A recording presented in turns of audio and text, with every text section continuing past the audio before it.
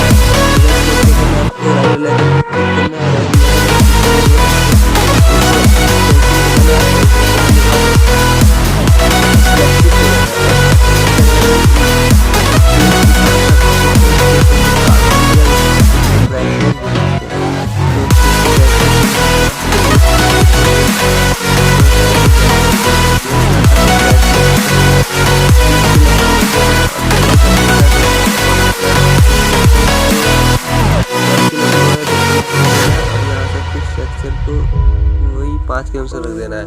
और गाइस आपको right click कर देना है। तो गाइस हमारा फेस तो ब्राइटनेस हो चुका है, लेकिन गाइस देखिए हैंड है हमारा ब्राइटनेस नहीं, हैंड सही से नहीं लग रहा है, हैंड ब्लैक लग रहा है। तो गाइस आपको फिर से क्लिक करना है पेंसिल आइकन पे, और यहाँ से आपको ब्रश ले लेना है।